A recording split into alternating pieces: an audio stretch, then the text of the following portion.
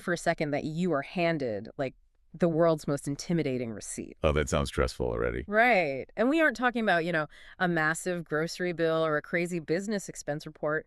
Imagine holding the entire operating budget of a country. Wow. Just Well, every single line item. literally every single one. Every road paved, every official salary paid, every last pencil bought by a government clerk somewhere. And it's all just sitting there waiting for you to verify it. That is a lot of pressure. It really is. So, welcome to today's deep dive. We're putting you in the shoes of the ultimate auditor to understand how a nation actually keeps track of its wealth. It's, I mean, it's a staggering concept to wrap your head around when you really think about it. Oh, totally. Because when we look at national finances, Mm-hmm. it is incredibly easy to just get lost in the sheer number of zeros, you know? Yeah, the numbers lose all meaning after a while. Exactly. Yeah. But the source material we are unpacking today, it proves that modern auditing is about far more than just doing the math and checking the columns. Yeah. When it's done correctly, an audit is actually a structural blueprint for institutional integrity. And to see how that works, we are looking at excerpts from Nepal's Audit Act 2075, which that corresponds to the year 2019 in the Gregorian calendar. Right. So this is the central piece of legislation that dictates how Nepal's federal parliament ensures absolute financial accountability across its entire sprawling bureaucracy. And it is sprawling. It really is. Looking at the sheer scale of what this law attempts to cover, it's fascinating because it isn't just dry legal code. It is a massive sweeping net designed to catch government waste. Yeah, and the stated mission of this act is basically to modernize the legal framework for auditing. I think it's really important to understand the context here, though. Okay, set the scene for us. Well, this 2019 legislation replaced an older law, the Audit Act of 2048, which was drafted way back in 1991. Okay, so pretty big gap there. Huge.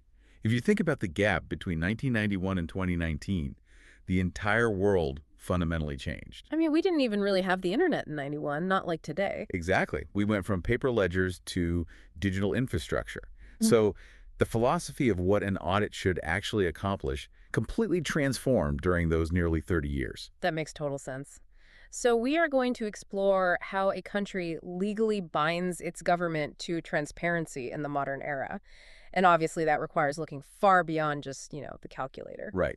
But before we can really talk about the methods they use to audit, we have to talk about the jurisdiction. Yeah, we need to know who is actually getting audited. Exactly. And the definition of a government office under this law is incredibly expansive. Like, it leaves almost no stone unturned. It really doesn't. It covers the offices of the president and the vice president. It covers the Supreme Court, the federal parliament, and all the provincial assemblies. It even sweeps up the military, the police force, and goes all the way down to the local village municipalities. Yeah, and the jurisdiction extends well beyond traditional government offices, too. Wait, really? What else is there? It explicitly covers corporate bodies where the government owns 100% of the shares, or even just more than 50%. Oh, wow. Yeah. So if the government holds the majority stake, or if the state has to bear full financial liability for an organization, say, like a national airline or a state-owned telecommunications company, the Auditor General has the legal mandate to step in and review their books. Okay, I have to push back on the logistical reality of this, though. Sure. Because on paper, it sounds great, right? Let's audit everyone from Supreme Court down to a rural village council. But in practice, how does a single office, the Auditor General, feasibly manage that? It sounds impossible, right? It really does. We're talking about thousands of distinct entities spread across varying geographic terrains, plus all these highly complex state-owned enterprises. How does the auditing office not just instantly collapse under the weight of all that paperwork? Well, you're right. It would be a complete logistical nightmare if the law demanded like a uniform line-by-line manual inspection of every single transaction every single year. That would take decades. Exactly. Yeah. But the drafters of the law understood that. So they built in structural pressure valves to make this massive scope practically achievable. Okay, pressure valves? Like what? Well, the law explicitly gives the auditor general flexibility in their methodology. They are legally empowered to perform random checks or partial checks based on a percentage of the total transactions. They don't have to verify every single receipt manually. Oh, okay. So they can essentially sample the data. It's much like how you wouldn't need to drink an entire pot of soup to know if it needs more salt. Yeah, it is a perfect analogy, actually. You just need a representative spoonful. So they can do a spot check on a specific department to gauge the overall financial health without getting bogged down in the minutia. That is a great way to think about it. They dictate the timing, the scope, and the method of the audit based on risk assessment. But there's another crucial pressure valve when it comes to those state-owned enterprises we just mentioned. Because think about it. A national airline requires a very different type of financial scrutiny than a local village council. Yeah, I would imagine the accounting for an airplane fleet is slightly more complex than a village road project. Just slightly, yeah. And the Auditor General's office might not have, specialized aviation accountants on staff. Huh. So the law outlines this really brilliant delegation of power. What do they do? The Auditor General can appoint licensed private sector auditors to act as assistants for these specific corporate audits. Oh, that makes a lot of sense. So they essentially draft private accounting firms into public service to handle highly specialized industries, bridging that capability gap. Exactly. But I would imagine there needs to be strict oversight there, right? Otherwise, you risk those private auditors getting maybe a little too cozy with the state-owned companies that are supposed to be investigating. Oh, absolutely. And the law anticipates that exact conflict of interest. These appointed private auditors, they do not act independently. Okay, good. They operate under the direct supervision, control, and direction of the Auditor General. Furthermore, the private auditor's remuneration, like what they actually get paid for the job by that state-owned enterprise, is determined directly by the Auditor General. Wait, so the company being audited doesn't even set the fee? Nope. It's based on the workload, the volume of financial transactions, and the complexity of the job, all decided by the Auditor General. Wow. Yeah, they maintain complete control over the financial incentives, so they can leverage the private sector's expertise without ever relinquishing oversight. That is a highly practical way to scale up an oversight operation. It really is. Because, their net is cast so wide, the traditional method of just checking the math wouldn't be nearly enough to capture how the government is actually performing. Not even close. And this brings us to a section of the Act that, honestly, it completely redefines the concept of an audit. We normally think of an audit as a binary question. Did you spend this money legally, yes or no? Right, the traditional receipt check. Exactly. But this law mandates that the Auditor General can conduct IT audits, performance audits, forensic audits, environmental audits, and even gender audits. Yeah, this is perhaps the most revolutionary aspect of the 2019 update. It changes the entire philosophy of state finance. How so? Because financial health, according to this framework, isn't just about the legality of the expenditure. It is about the quality, the security, and the broader impact of that expenditure. It kind of reminds me of going to your doctor for a routine physical. Oh, how do you mean? Well, you expect them to just check your blood pressure and your weight, but you end up getting like a full-body MRI, a psychological evaluation, and a genetic screening. That's a great way to put it. It's comprehensive. Let's break down some of these specialized audits, because an IT audit, for example, is critical today. I imagine an IT audit isn't just about verifying that a department purchased the computers they claim to buy, right? No, not at all. It's about whether the digital infrastructure is actually secure. That is precisely what it means. Mm-hmm. The law recognizes that government money and, sensitive citizen data is managed almost entirely digitally now. Right. If a government body builds a digital ledger or public service portal, but that system is inefficient, prone to crashing, or vulnerable to ransomware attacks, that represents a massive financial and operational risk to the state. The audit tests the integrity of the technology itself. And forensic audits operate on a similar level of deep investigation. They do, yeah. Because instead of just taking financial statements at face value, a forensic audit actively hunts for fraud, embezzlement, or hidden assets.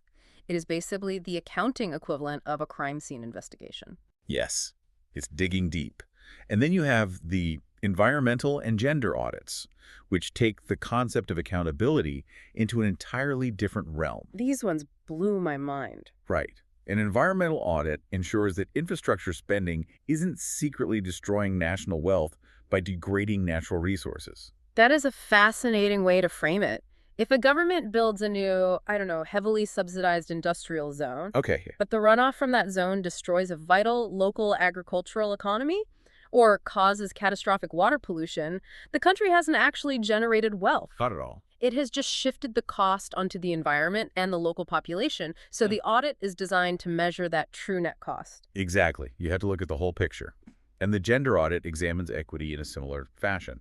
How does a gender audit work in this context? It looks at whether public funds are being distributed and utilized in a way that benefits all demographics fairly, or if certain massive expenditures inadvertently widen gender disparities. Oh, wow. That's really deep. It asks the fundamental question: is the national budget serving the entire nation, or just a segment of it?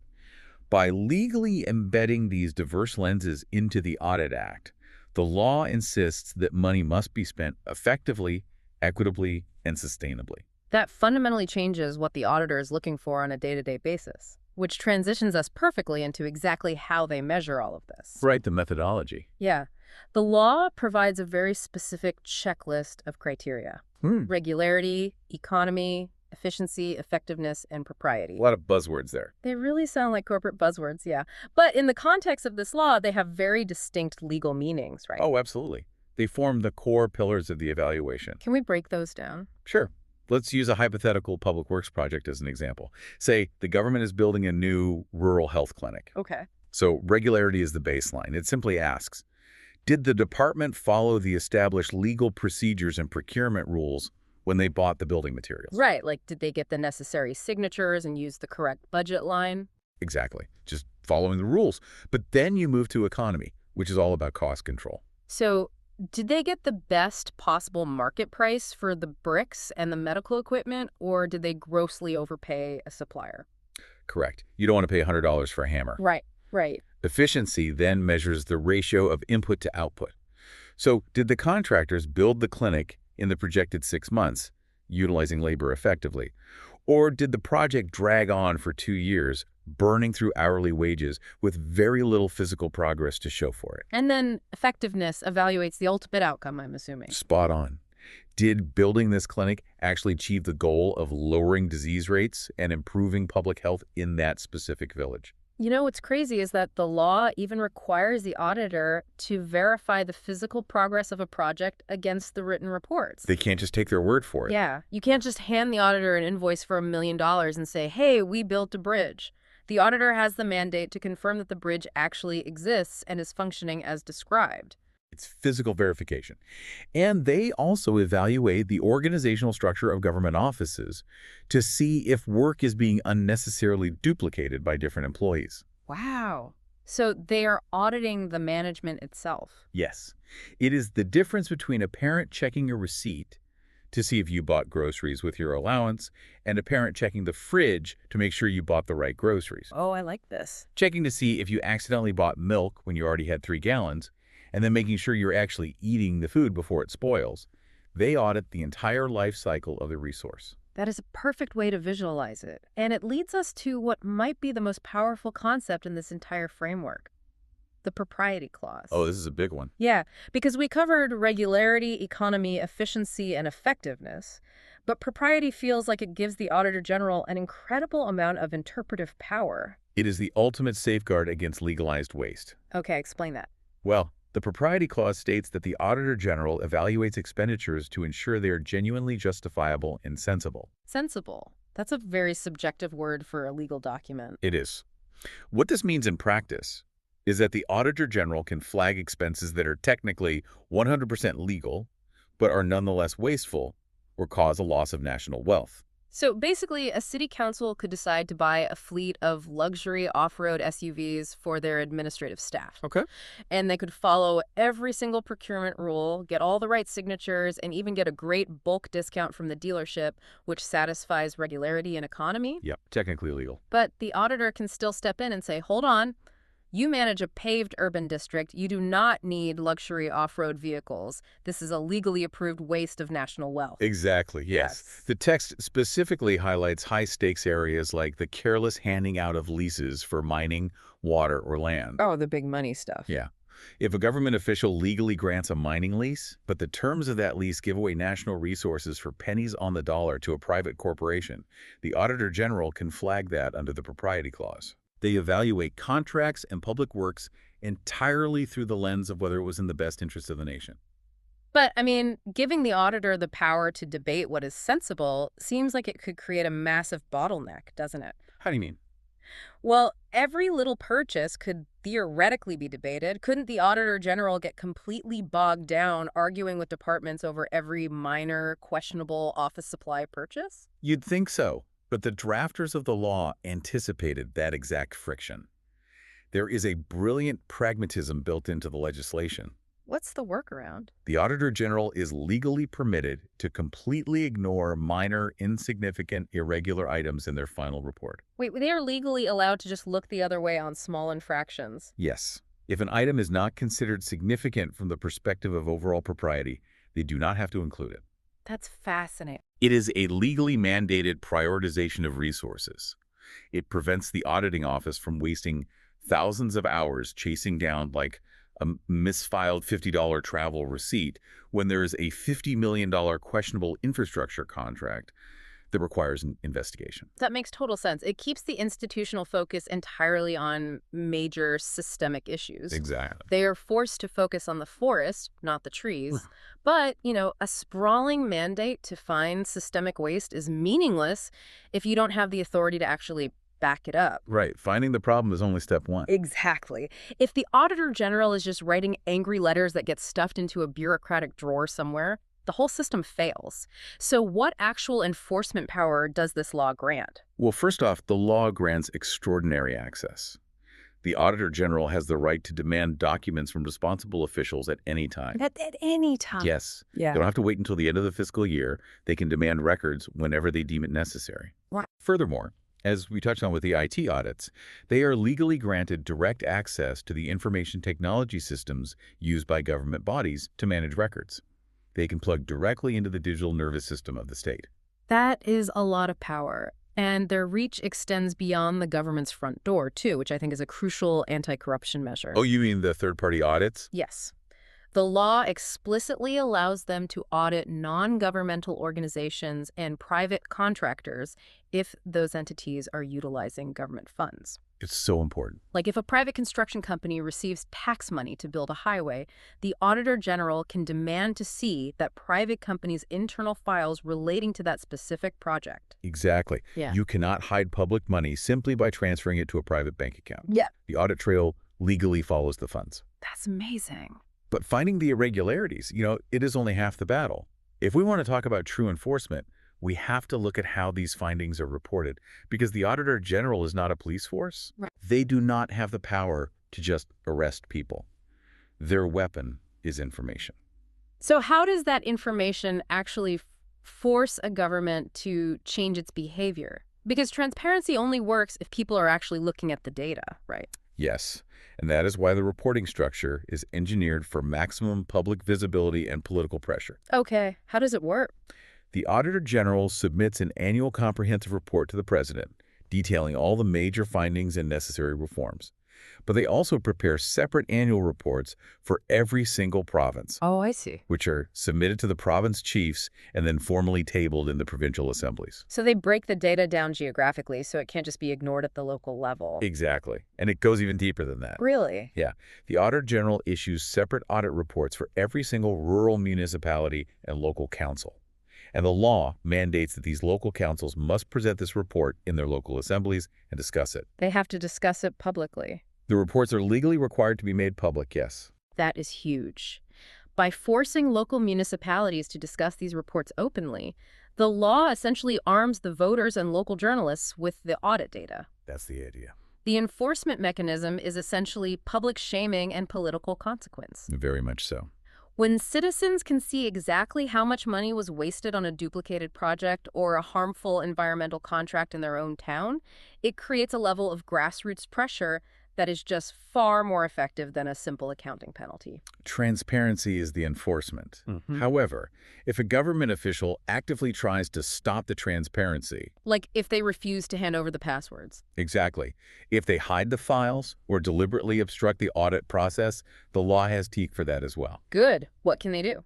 The Auditor General can formally write to the concerned body to initiate departmental action, which means disciplinary proceedings against that specific individual. Oh, wow. So they can pinpoint the exact bureaucrat blocking the door and demand they be penalized. Yes. And the concerned body is legally required to take prompt disciplinary action and inform the Auditor General's office of the results. They really thought of everything. They did. And there's one more enforcement tool that is absolutely vital, which shifts the nature of auditing from a retrospective historical review into active protection. Ah, you are talking about the emergency clause. This was one of the most surprising parts of the document for me. It's brilliant, isn't it? Yeah, because usually we think of audits as looking back at what happened last year. Right. But under this law, if the Auditor General detects a massive loss of national property, whether movable or immovable, or if they see that a massive loss is imminent, if immediate action isn't taken, they do not have to wait for the annual reporting cycle. They can just act. They can audit that specific transaction immediately and submit an emergency report straight to the president or the province chief. It is the equivalent of pulling the fire alarm. You don't wait for the year-end safety review if you see the building actively burning down. It turns the auditor into an active protector of present wealth. It is a highly proactive stance. The evolution from Nepal's 1991 Audit Act to this 2019 framework perfectly encapsulates a broader global shift in how we think about governance. Yeah, we are moving away from mere bookkeeping toward holistic accountability. Right. It demands that governments answer not just for the legal compliance of their spending, but for the wisdom, the efficiency, and the broader societal consequences of that spending. Which is why this deep dive matters to you, whether you are a taxpayer in Nepal or listening from halfway across the world.